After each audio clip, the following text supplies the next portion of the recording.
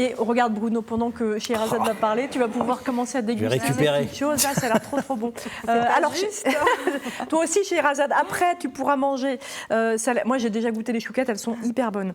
Alors l'eau du robinet, est-ce qu'il faut vraiment la filtrer? C'est vrai que c'est... je crois que l'eau du robinet en France fait partie des meilleures du monde, c'est ça, Scheherazade? Alors, la France est le pays des paradoxes, comme je te disais. On a une des eaux potables les meilleures au monde. On fait partie des pays déjà qui a de l'eau potable. On peut dire que 90% de l'eau du territoire en France est potable sans problème. Et pourtant, on fait partie des 5 pays au monde qui boivent de l'eau en bouteille. Et puis, aujourd'hui, il y a les filtres. Il y a un Français sur 5 qui filtre son eau. Alors, la question, c'est est-ce que l'eau potable doit être filtrée? Voilà, tu vas essayer de nous donner des éléments de réponse en tout cas. Alors déjà, c'est quoi l'eau potable? De quoi on parle quand on parle d'eau potable? Quand on parle d'eau potable, on parle de l'eau qui a été captée dans la nature, c'est-à-dire l'eau de pluie, l'eau des rivières, l'eau des ruisseaux. Donc cette eau, elle est prise dans la nature et elle va dans les stations de production des eaux. Alors nous, ça tombe bien, on est juste à côté de la station de production des eaux de Limoges. Et là, elle subit tout un tas de traitements, de désinfection, de reminéralisation s'il y a besoin. Donc c'est une eau qui est extrêmement contrôlée, de la source jusqu'à votre robinet, et elle est vraiment sûre. C'est le produit alimentaire le plus sûr en France. Juste un exemple, à Limoges, il y a 10 étapes de traitement pour traiter l'eau. Mais toutes les stations n'ont pas le même traitement, ça dépend en fait de où l'eau est captée. Si elle est captée près des sources agricoles, il y a beaucoup de pesticides, ce ne sera pas le même traitement. Si c'est une eau qui a besoin d'être reminéralisée, on va la reminéraliser ou bien enlever des minéraux. Il y a un site internet, où qu'on soit, à Limoges ou à Bordeaux ou chez vous à Barbezieux, il y a un site internet intéressant. Exactement. Allez sur le site du ministère de la Santé, vous tapez le nom de votre commune et vous aurez toutes les informations. L'eau est contrôlée très régulièrement. J'ai fait le contrôle pour Limoges, ça a été contrôlé début septembre. Il n'y a rien à dire donc, de ce côté-là. Moi, il y a un truc qui me gêne souvent dans l'eau du robinet, avec l'eau du robinet, c'est le goût du chlore qui peut être parfois très prégnant et très embêtant. Eh bien justement, ce goût du chlore, c'est le principe de précaution.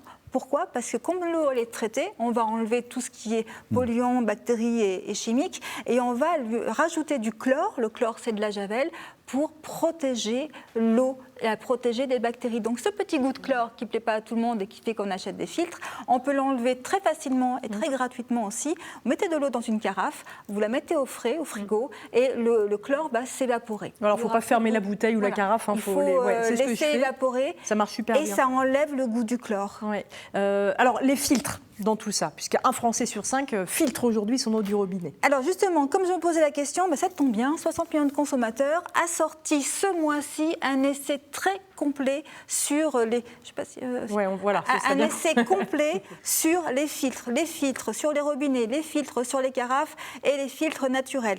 Et donc je vous invite à aller voir l'essai parce que je ne vais pas rentrer dans les détails. Le dossier est très complet. Le dossier est très complet, il a été fait sur un mois par les journalistes. Et la conclusion, c'est que déjà les filtres, ça ne sert pas à grand-chose. Il y a une grande diversité, disparité entre les filtres que l'on met sur le robinet, les carafes où on va rajouter soit les perles de céramique ou bien les charbons actifs et les carafes filtrantes.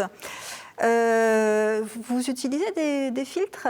Oui, dans mon coffee truck, j'ai une grande cartouche filtrante pour que, quel que soit l'endroit où je prenne de l'eau, elle ait toujours le même goût partout, quoi. Ouais, c'est une question de goût, hein? Oui, c'est vraiment pour que la qualité en tasse soit toujours la même et qu'on retrouve toujours le même goût. Donc c'est pour avoir un goût uniforme. Oui, c'est ça. Ouais. Très bien. Alors là, je vous invite à aller voir parce que je ne sais pas quelle marque vous utilisez. Et là, il donne le détail. Donc rapidement, les filtres naturels, charbon, céramique, zéro. C'est proche de zéro. La seule chose que ça enlève, c'est le goût.